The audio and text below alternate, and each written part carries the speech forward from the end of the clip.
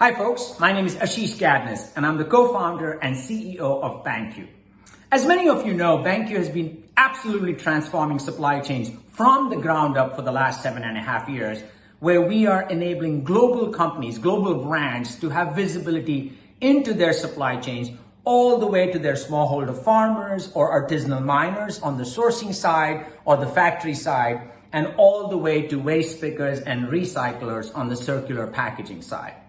But a lot of times people ask me, what were the 5 things you wish you had known when you started this journey 7.5 years ago?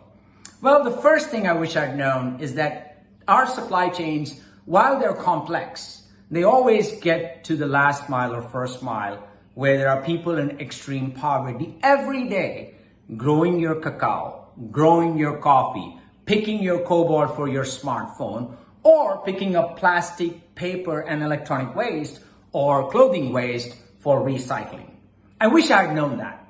And because these people are extremely hardworking, they perform the most important task in our global supply chains, but are completely invisible. Second, there's this assumption where people who live in these extreme poverty zones, yet performing very important tasks of our supply chain, are illiterate. That is not true at all. People are extremely literate when it comes to their income, the farming, the mining they're doing, or the waste management. Because yes, they may not have a fancy smartphone like you and me, but a mother in Congo knows how to use an SMS phone. A mother in Haiti knows how to use an SMS phone because she knows how to read that SMS message that can guarantee the price, the quality, and quantity. And a lot of people assume that poor people are not literate. I take offense to that. What I have never found is a mama waste picker who said, I don't want to use an SMS phone. Please do not give me an electronic receipt through an SMS message. The next thing I wish I'd known is that the people who live in extreme poverty performing our critical functions in the sustainable supply chains that we claim are unbanked.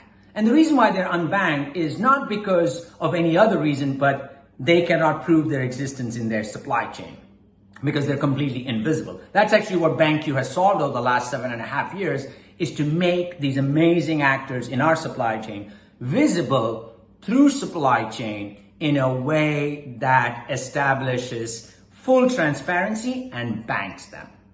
I also wish I'd known this pity factor. A lot of times when people look at smallholder farmers or waste pickers, they have this urge to have a pity reaction. That waste picker or that farmer is not looking for your pity. What they're looking for is dignity. What they're looking for is a trade conversation. What they're looking for is their ability to prove their existence in your supply chain, where you're claiming that this t-shirt is 100% ethically sourced, or a bottle of water that says it's 100% recycled. That's what they're looking for, is an equal voice in that supply chain. And lastly, I wish I had known greenwashing is real. It is extremely real.